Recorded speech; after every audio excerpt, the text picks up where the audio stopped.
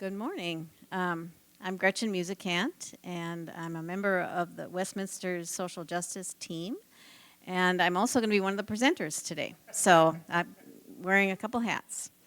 The social justice forums are built around a common theme, and this program year's theme is building solidarity together, walking alongside all God's people, striving for a more just world, acting courageously to transform social systems and relationships.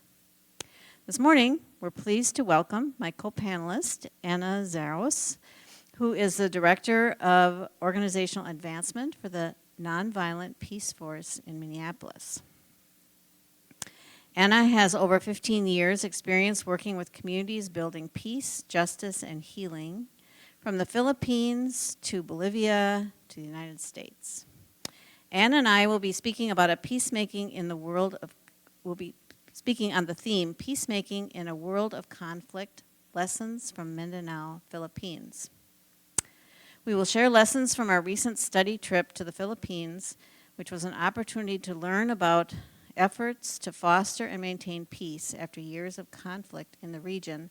And I must say the lessons, I think, are applicable to across the globe and really are using strategies that the Nonviolent Peaceforce uses in many locations.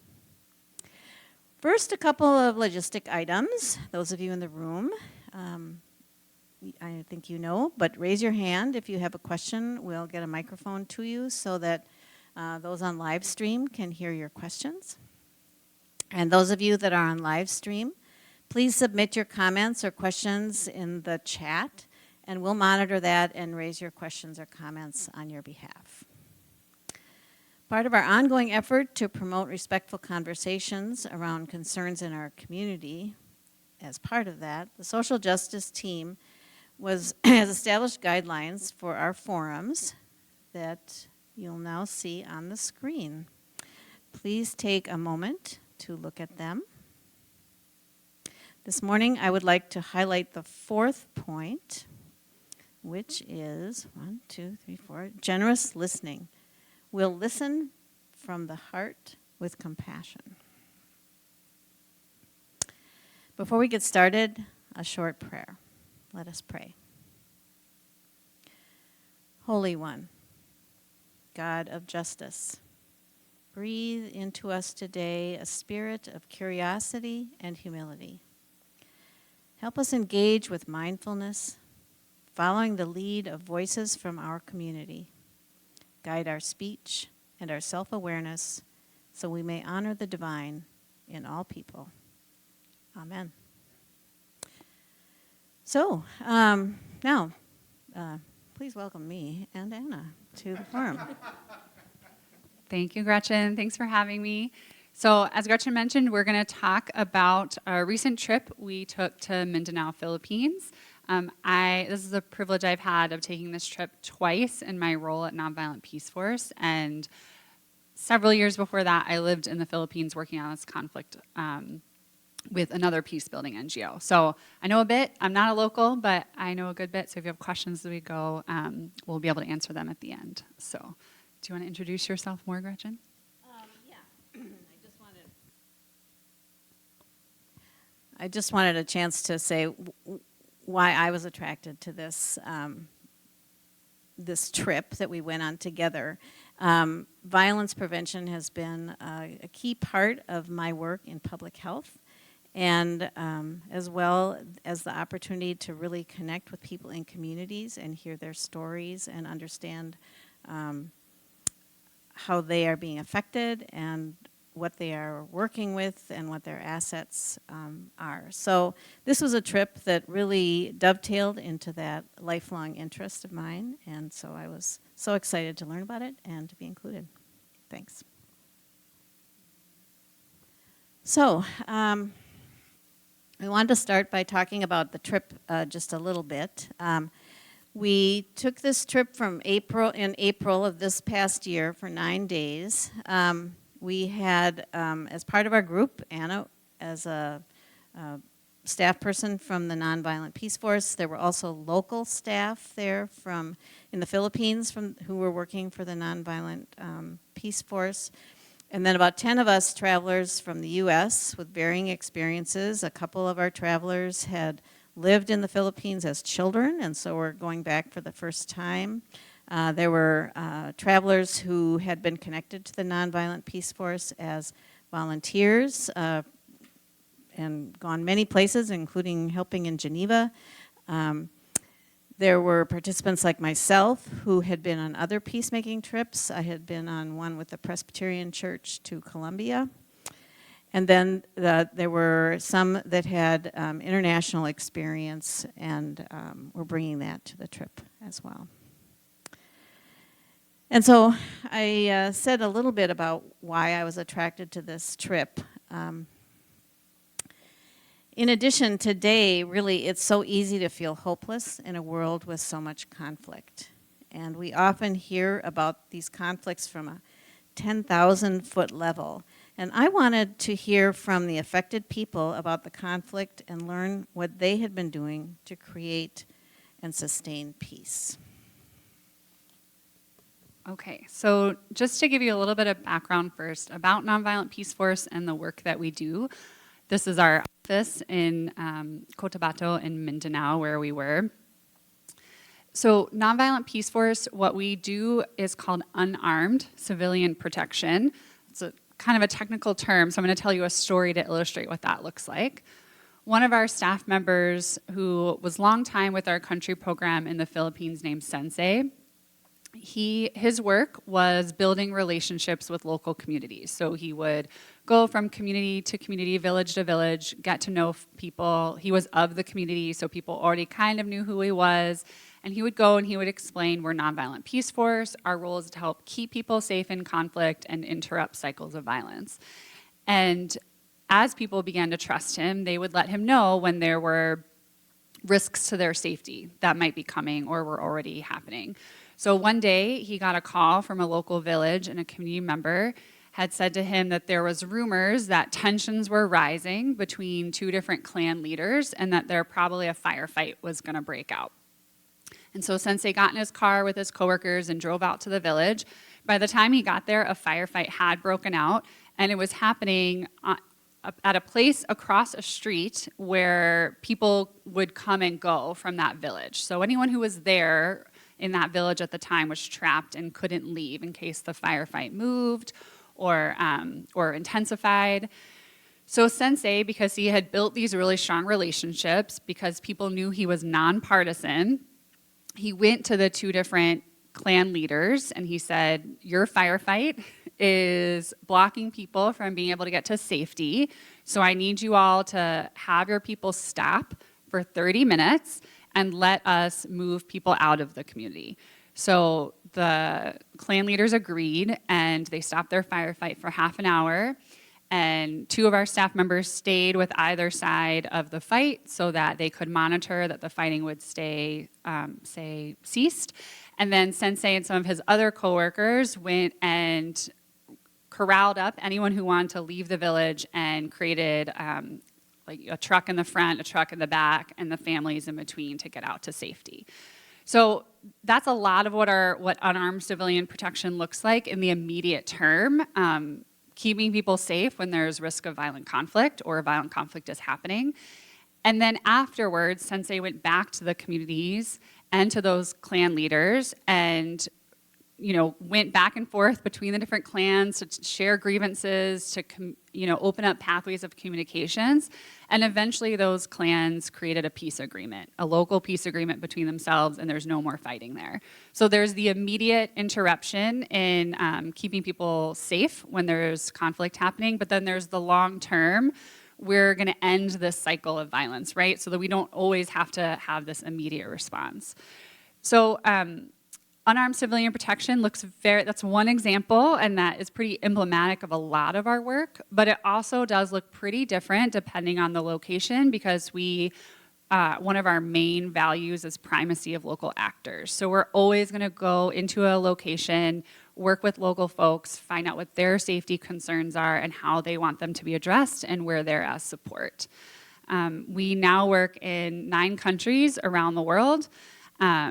And one important thing that might be helpful to put away in your brain is that when you think of unarmed civilian protection, you can think of it like a cousin to civil resistance or nonviolent direct action, which I feel like we may be a little bit more familiar with. Both civil resistance or nonviolent direct action and unarmed civilian protection are practical applications of nonviolence. So this is a practical way every day that our teams and the communities we work in are living out the values of nonviolence.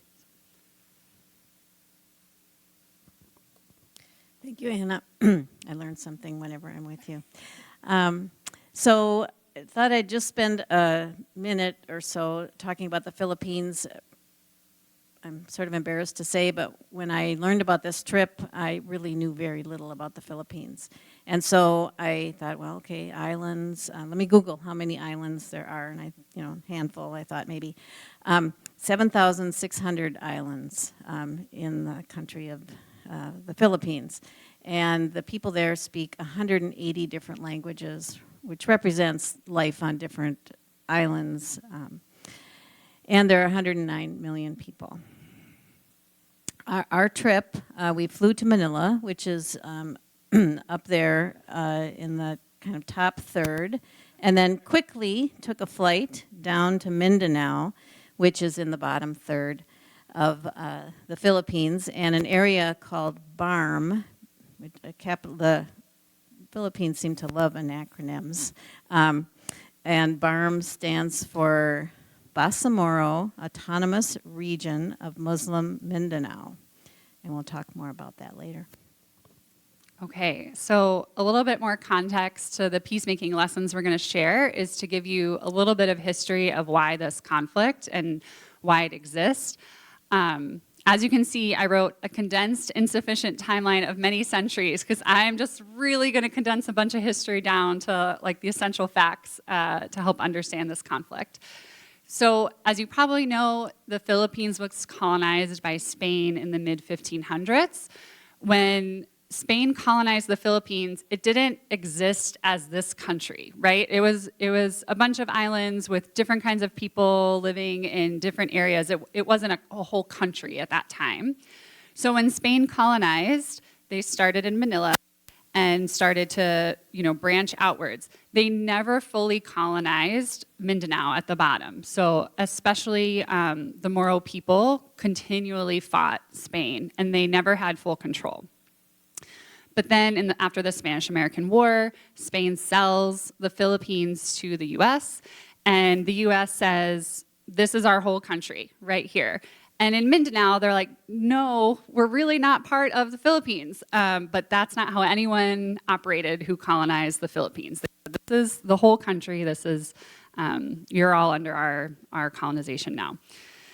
So during this time, there are continuing land disputes, ongoing clan conflict. The Spanish did this, but the U.S. does it even more, where they continue to send settlers from other parts of the Philippines down to Mindanao to further the colonization, right, and further Christian control, essentially, of Mindanao.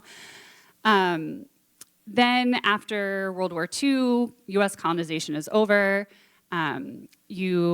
There was in 1965, there was Ferdinand Marcos. You probably know the dictator, Ferdinand Marcos. He continued these policies of having control over Mindanao, sending settlers down there. He's very well known for not respecting human rights. So this all continued, right? And in 1968, there was a massacre in, this is kind of the catalytic event that led to this. You can tell this conflict happened for centuries, right, in different ways, but the conflict we know today started with this massacre. There were Moro people who had been recruited into the armed forces of the Philippines, and they were massacred by the armed forces of the Philippines. So there are different accounts as to what exactly happened, because there's not a lot of survivors, but that is essentially what happens that forms this Moro National Liberation Front. So MNLF is a group that's formed to fight the government of the Philippines for autonomous control of their region in Mindanao. Eventually, I'm not going to go through all this, don't worry, but just so you know it's here. This is more recent years.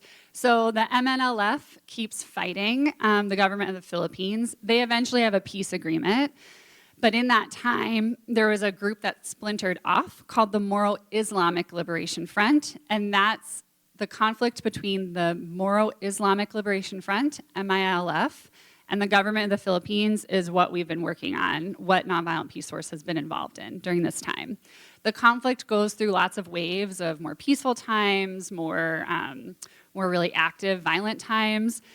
We start in 2007, Nonviolent Peaceforce, and there is a ceasefire agreement in 2011. And part of our work is monitoring, our early work is monitoring that ceasefire agreement and making sure everyone's sticking to what they said they would do. We're going to talk about the Marawi siege in a second, but I'm just putting it here so you know what happens in 2017. And then in 2018, the formal peace processes, the peace agreement is signed, and the Bangsamoro Autonomous Region of Muslim Mindanao, or the BARM, is created. And so this is a region that the Moro people have, it's still a part of federal Philippines, but they have their own government and local authority over this region. And right now there's a transition authority. The peace process was supposed to end in 2022, but it got extended because of COVID. For lots of reasons, people said there wasn't enough time, there wasn't enough money to fully realize the peace process. So it's been extended to 2025, and there will be elections in the spring for the permanent governmental authority of this BARM region. So acronyms to remember is MILF, Moro Islamic Liberation Front, and the BARM, which is this autonomous region. So in the midst of all that Anna just described, there are other groups that are living as well.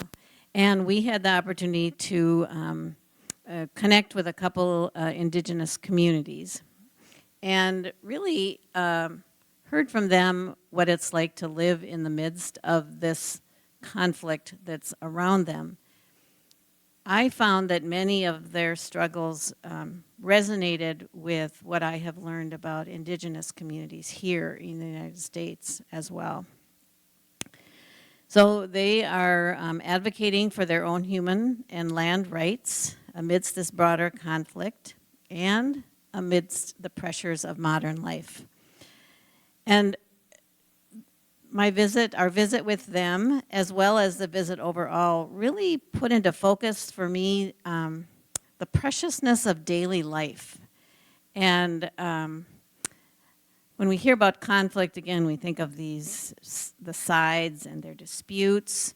But if we think about the people that live through it, whether or not they're on one or the other side or they're just amongst it, really daily life, a solid daily life is the place from which people raise their families, where they pass on their cultures, where they have the freedom for knowledge production and innovation. And so it's that sacred protection of that daily life that is at the core of the work with citizens.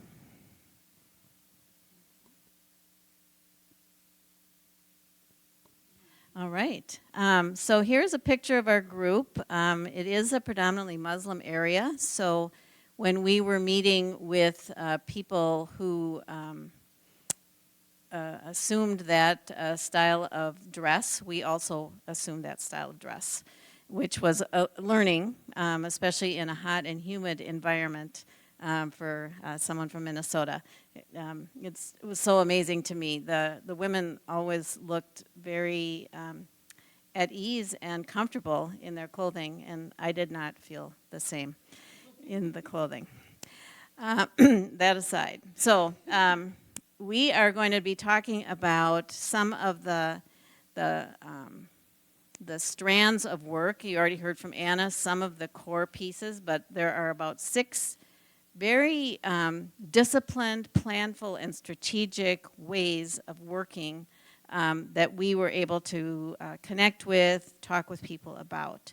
So I'm going to say them briefly now, but then you'll be able to see slides that describe each one of these, and we'll talk about them more. So the first, as you heard Anna describe in that story, is accompanying civilians during active times of conflict.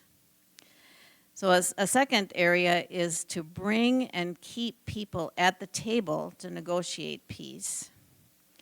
A third is to ensure accountability to agreements and to monitor the success of sticking with those agreements. And really, all of that work is rooted in relationships, as Anna also mentioned. And then, in order to keep peace, even beyond these larger agreements, brokering resolutions of community disputes is very important because they can escalate, they can displace whole communities. And then a fifth one is to facilitate the evolution from combatants to communities and civilians, which is no small task to move from one way of life to another. And then the final is engaging with advocates inside of government to help institutionalize the process and the agreements. So this is a picture from a community, a city, Marawi. As Anna noted, in 2017, there was a siege there, and you can see on this, I believe it was a minaret. It's been put in a park, and it's kind of separated from the mosque now, but there's large holes in it representing what some of the conflict, the damage that was there. And we saw blocks upon blocks upon blocks of destroyed buildings, or buildings that were significantly damaged and still standing and not being used. Many of the families living there were involved in the MILF, which was in the peace process at the time. And so this conflict may have arisen out of a spoiler group or spoiler groups, possibly hoping to disrupt the peace process. In touring the damaged buildings, we learned that the walls are extremely thick in their homes. And our tour guide explained to us that conflict is a common concern beyond this kind of conflict, but just day-to-day conflict. And so their homes are built very thick because in the Philippines they have a gun ownership that rivals the U.S. There's as many guns there as there are in the U.S. And are likely to be used when these conflicts arise. And so here's an example of one of those walls. And one of the things that happened when these spoiler groups, everyone had a sense that something was coming. You know, part of our work is tracking rumors and that early warning. So people had a sense that there was something coming, a conflict was coming, but didn't realize it was going to be as planned and well prepared for as it was. And so these spoiler groups, they're local criminal extremist groups. They held the city for about 5 months.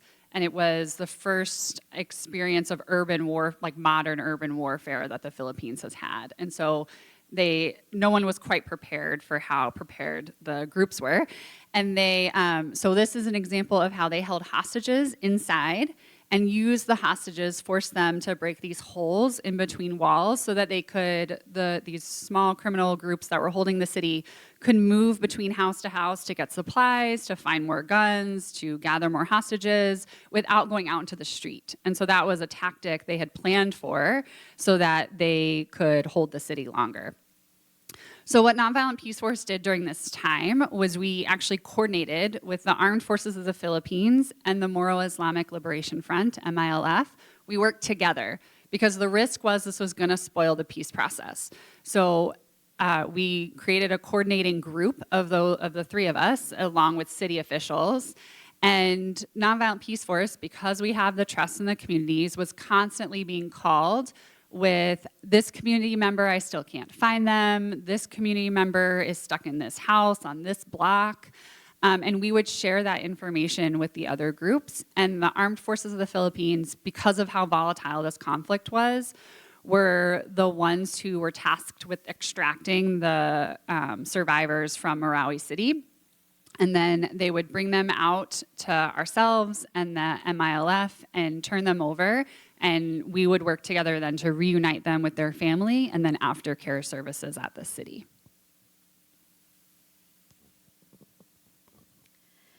So this is a picture of a meeting we had at one of the encampments of the MILF. And our plan had been to go and speak with the women at this military camp. But the camp leader found out about this important meeting that was going to happen, and so he inserted himself. We went with the flow in order to maintain that important relationship. But the women were much less forthcoming, giving us fairly pat answers to our questions. And there were armed men there that were a friendly presence. In fact, I posed for some pictures with the guys with guns. But it was not what we thought it was going to be. And Anna will talk a little bit more about that.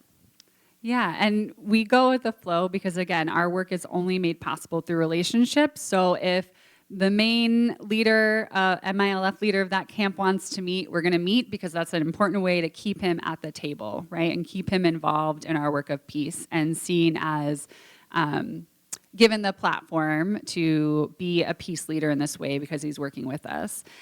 And an example of how this worked for many years for NP was that, and why when the Marawi siege happened, we were able to coordinate was because one of the main pathways we brought and kept people at the table was to host meetings at our office. So before the peace process was signed but the ceasefire was happening, the main leaders wanted peace, right? They were ready for this to be over. Enough of everyone's people had died. The main leaders of the government and the MILF wanted peace. And so what we would do is we would create a neutral space at our office where they could both come to talk about their challenges, their grievances, perhaps how to coordinate together. At the beginning, they all came loaded with their weapons, and one of our guides, Daphne, would talk about how they had to gently remind everyone that their weapons are not allowed in our offices, and you must assign someone to sit at the truck outside with all the weapons, and you can leave them there, and then you can come in. And the group would sit together, and it would get tense sometimes, and they would be yelling at each other and shouting because, you're over this in this community, which you're not supposed to be in, and you did this to my group over here. And Daphne and Sharifa, who were the two main staff members who led these meetings, would be like, let's have tea. And they often said that just pausing for a break made all the difference in helping everyone's anger come down. And they were also the two staff members who did this the most because they intentionally chose women to lead these meetings because they were less threatening than if a male staff member was trying to calm everybody down. It could be viewed as a threat or, trying to assert themselves. But the fact that women were leading these meetings meant that it was much easier for them to assert calming everyone down. And so there are times where communities, local villages would call us. And Daphne even shared a story they were in the meeting with the armed forces and the MILF, and a community member called us and said the armed forces local unit and the MILF local unit are getting too close to each other in this village. They're just getting closer and closer and closer, and we're starting to pack up, and we feel like we need to leave. And they're not supposed to get that close per the ceasefire agreement, right? And so in this meeting in real time, Daphne and Sharifa could share this information, and the leaders of the armed forces and MILF then can call up in real time the local commanders and say, you need to fall back to these coordinates, right? And so that was a way that we kept people at the table. We involved them in the process of keeping peace in their communities.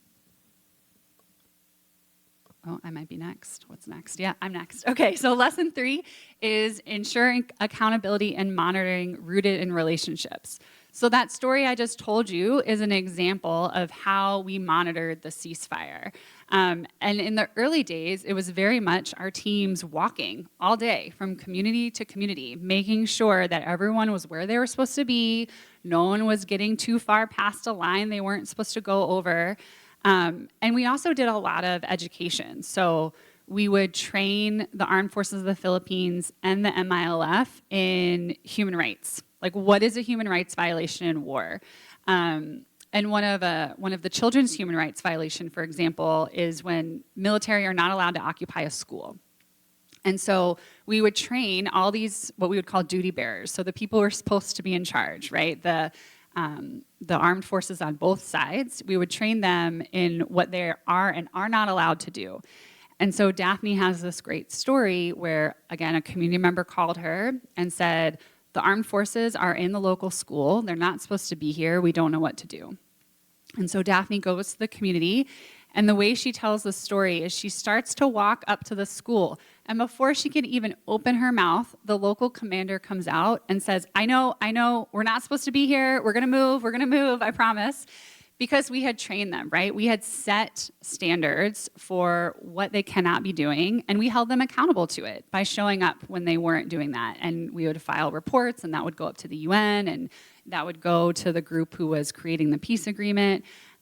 So that ongoing accountability and monitoring meant that the Armed Forces of the Philippines and the MILF knew that they had standards they had to be held accountable to in their activities. But it was all done in relationship again.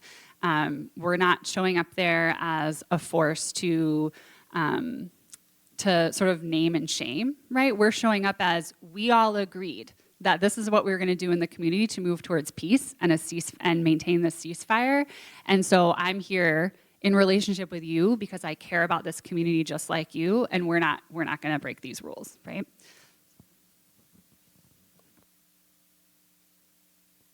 So, I just want to take a minute to talk about how it felt to be on this trip in this environment where you have all these stories of conflict.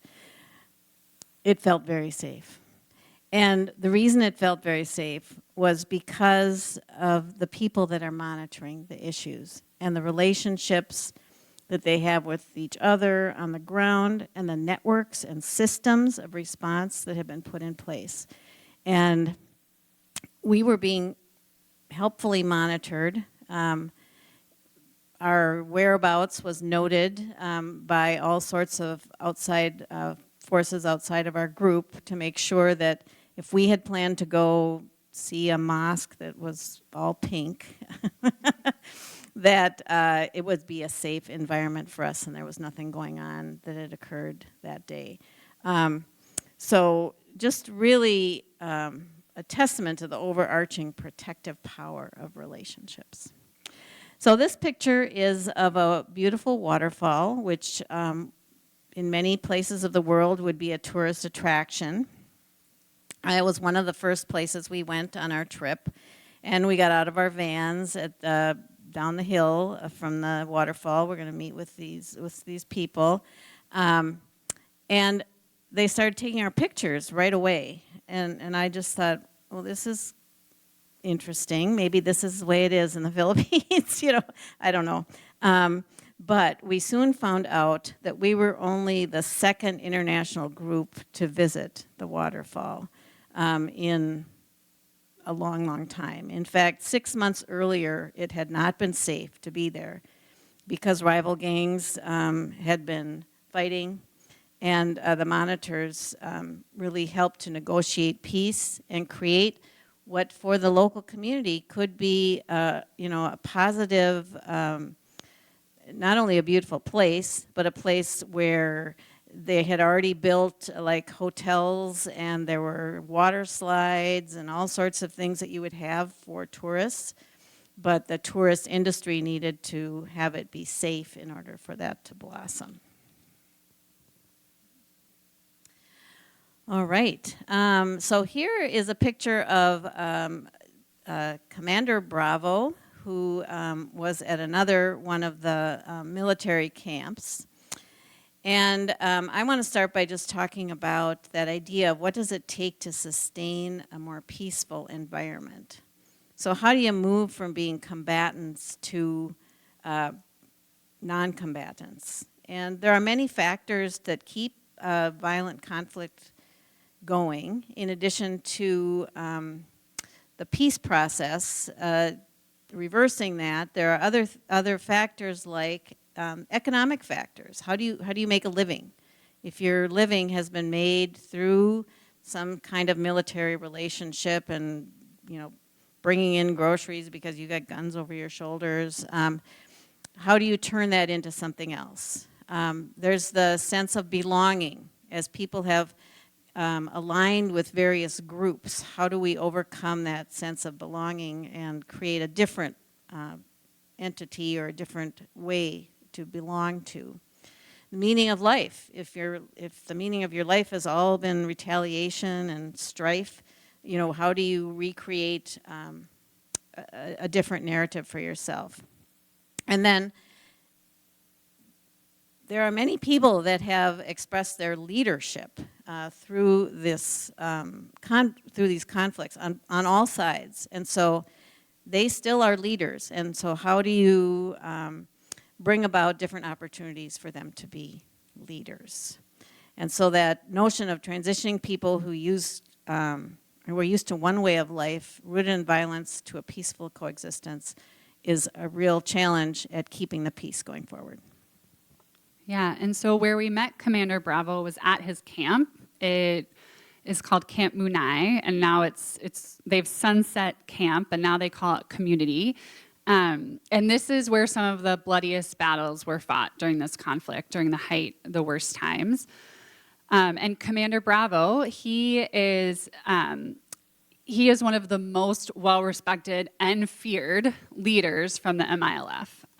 So when we told our founder of the organization that we had met with him and we had brought, 8 Americans to come see him, he was like, "What? You went and saw Commander Bravo with a bunch of Americans?" No, because decades before this would have been unthinkable. But it shows how you bring people in, right, to your process, and the importance of, he is now part of the transitional authority. So one thing I noted this visit was that no one called him, the people around him who work with him weren't calling him Commander Bravo anymore. They were calling him MP Bravo, Member of Parliament, which these are those things that are so important to that transition and helping people move from what gave them so much belonging and identity and their well-being before, and now that transitions to a peaceful way of being.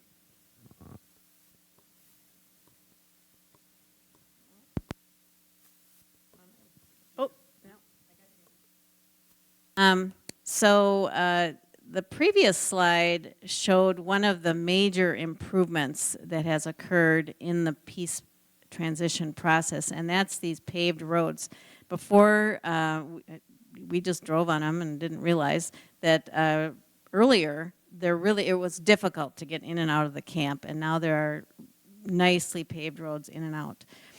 Commander Bravo, or what's the MP Bravo, created this large screen that hangs over a couple windows that really is a map of what he hopes will be developed in what was once a camp and he now is calling a community. So we have the roads in and out. There are schools, there's housing, there's health care, and there's income generation, all identified here. And when we visited, we saw the beginnings and the construction of some of the buildings. And I think it's important to note that where he receives guests, this hangs and is a testament to the direction that they are moving as a community. Yeah, and so then within that sense of how do we move combatants to civilians or community members, how do we transition camps to communities, having credible messengers is key. And Gretchen and I have talked a lot about how this is such a universal aspect of peacemaking, is having those credible messengers. The fact that Commander Bravo that we got to visit him, that he wants to visit with contingents from different parts of the world, that he wants to share his community with us. This is a huge message to the rest of the MILF and the Moro community that we should all be supporting peace, because Commander Bravo is, right? And then another note about the role of women. So these women here, were in what's called BWAB, which is the Bangsamoro Islamic Women's Auxiliary Brigade. So they were a fighting force during the conflict. There were 21,000 women in 35 battalions. They were organized, and they kept the camps running. They would also do things that men couldn't do because they were less conspicuous, like they would set up bombs on bridges so that the armed forces couldn't cross them, for example. A man doing that would be spotted a lot more than a woman. So they have transitioned BWAB into a civil society organization. So this is one of their shops, and they sell food goods and weaving that they do. And this is, again, addressing that sense of belonging, those economic factors, that women were just as important in this conflict, and they're just as important in the peacemaking.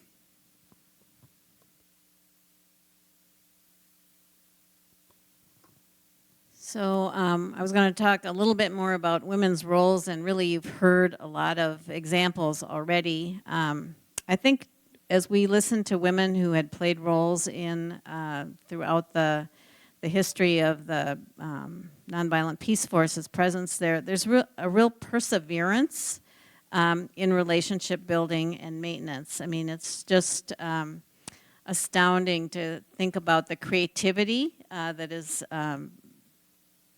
important in creating a space where you can relate to people who are hostile with one another.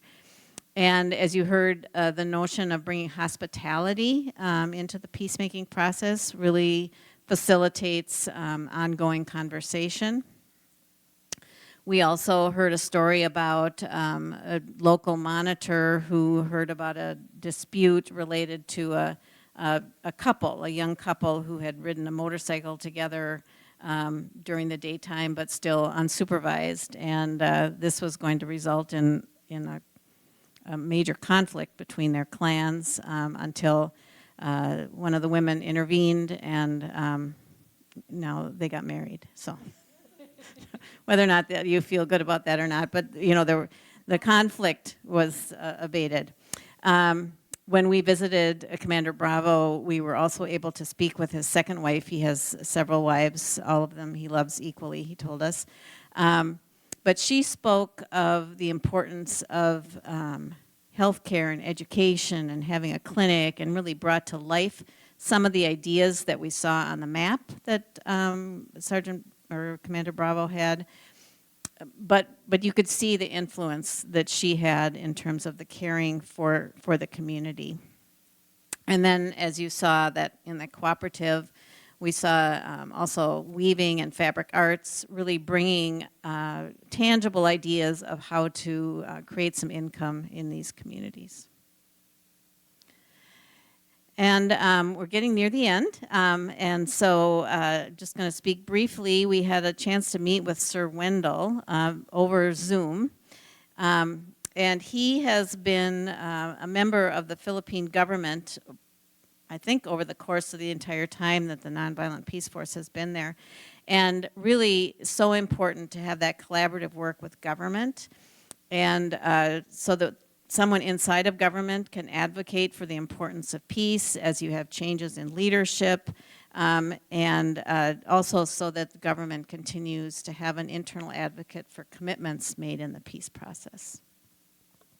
Yeah, and just to note too that so much of our work now is done through the local people themselves. So when we started, we were a larger staff. We had internationals as well as national staff.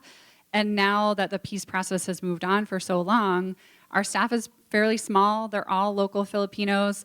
And most of their work is accompanying all the folks that you saw in these slides, with them doing the direct work now of getting people to safety when clan conflicts still break out, or keeping people at the table to broker local peace agreements, monitoring rumors and early warning. So we've been able to really move after, several years to this lasting within the community. So if we're not there anymore, that's okay. We'll continue with the community.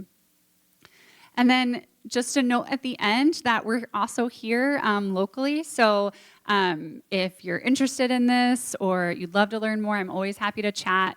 We have hub for nonviolence and safety up on Lowry and Penn in North Minneapolis. And we always love to welcome folks there to visit, can share with people about this work, just talking about the fact that peace is possible. It is a thing that exists in our world, as hard as that is a lot of days, and that nonviolence can be effective makes a huge difference in helping to advance this work for everybody. And now we have time for Q&A.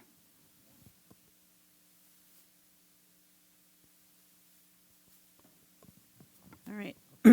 Well, you said there were over 700 languages. How did you communicate with these people, like going from community to community? You're talking about everyday things. That's extensive language learning. It is, and yet there are common languages that tie the country together, and one of them is English. I was blown away with the signage in English. I just did not expect to be so accessible because of the colonization that had occurred previously. So yes, you can communicate basically in English almost all the time. Yeah, written language is often in English. And then, yeah, we had translators, like MP Bravo, Commander Bravo. His English isn't as great, so his cousin was there to translate for us. So, yeah.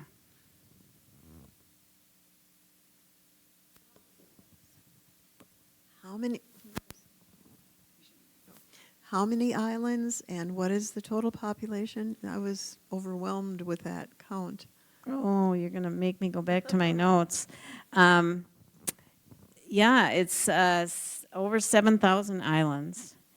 And not all of them maybe are inhabited. I mean, we flew over from when we flew back from Mindanao up to Manila. You look down and, you know, some of them are inhabited, not all of them are. Maybe they're visited for, you know, reaping things to eat or fishing. And then how many, what was your other question? How many? The population is 109 million people.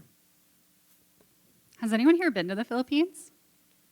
No. Oh, it's great. It's a great place to visit. Other questions? Oh, yeah. Anna, you mentioned the North Side Hub, and Gretchen, you mentioned that in your work as a public health professional, you were always paying attention to violence prevention. So as you were there, were you thinking about things that you could bring home here to Minneapolis? Or what were the things that you were thinking about bringing home here to Minneapolis? Well, I think just being able to lay out those very systematic steps that are taken was part of what I brought home, because as we think about conflict here, and we also think about conflict in places like Gaza or Ukraine, you know, it's assuring to me to think that there are things that work. We need to find the people that are able to do that work. And then in one picture, you might have seen a very tall African-American man, Odell. He was traveling with us. He works at the Northside Hub. And so not only is he, you know, able to take the experience of the Philippines and bring it back here, he was also able to talk about what's being done in North Minneapolis and relate it to the work that was happening there. Yeah, and in this picture, we like to include it because Commander Bravo's son said that he had never seen Commander Bravo smile, but everyone loved Odell. He was like a celebrity as we walked around. So they were like talking about basketball and taking this picture. So, and when I relayed this story to Mel, one of our co-founders, he was like, that is peacemaking. That is peace building, like making those connections and getting Commander Bravo to smile. So I will say that we talk a lot about, and something we learn from all of our country programs is that level of consistency. So we take regular shifts where we're out in our community in North Minneapolis, and we talk often of how we need to be consistent with those so people know who we are, that they know they can trust us, that we're responsive to their needs. And the other thing is we've started the very beginning stages of creating an early warning, early response system in North Minneapolis, particularly around North High and North Commons. So it's still very early, and we're still having discussions and talking with community about how they want it to look like. And a lot of this already exists, when teachers hear rumors about a fight that's going to break out and they share it with the security specialist, and then maybe they talk to the park staff, and then they try to create a response to get kids away from where there might be a fight that breaks out. This exists already. A lot of what I'm talking about, we all naturally do in taking care of each other, right? But it's that systematizing it that can help interrupt those long-term cycles of violence. So we're taking a lot of lessons from the Philippines, but also other country programs and how to do that.